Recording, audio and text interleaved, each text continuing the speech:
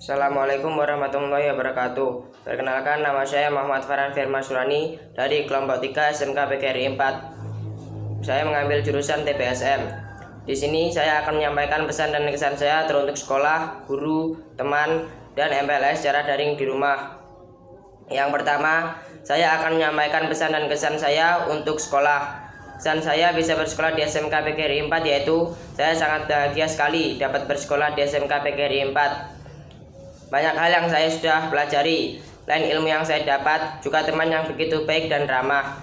Dan pesan saya untuk SMK PGRI 4, supaya sekolah ini terus berkembang, meningkatkan kualitas pelayanan khususnya pada bidang teknologi, sehingga dapat mencetak anak-anak berprestasi di Indonesia ke depannya. Yang kedua, kesan dan pesan saya untuk guru.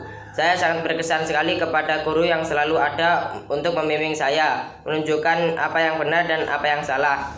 Dan pesan saya untuk guru adalah terima kasih sudah membimbing saya. Maaf kalau selama ini saya punya salah. Semoga ilmu yang sudah ibu atau bapak guru berikan dibalas oleh Allah Subhanahu wa Ta'ala. Yang ketiga, kesan dan pesan saya untuk teman.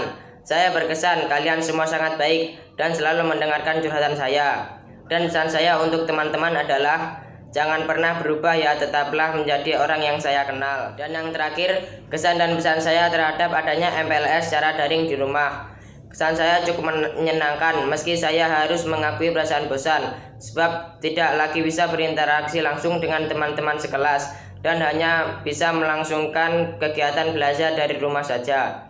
Dan pesan saya untuk MPLS secara daring di rumah agar soal-soal yang diberikan tidak terlampau banyak sehingga membuat siswa merasa terbebani. Sekian dari saya. Apabila ada salah-salah kata saya mohon maaf. Terima kasih. Wassalamualaikum warahmatullahi wabarakatuh. Assalamualaikum warahmatullahi wabarakatuh. Nama saya Teddy Setiawan dari jurusan TKJ. Di sini saya akan menyampaikan bagaimana kesan, pesan, dan harapan saya selama mengikuti MPLS online ini. Yang pertama, mengenai kesan saya mengikuti MPLS online.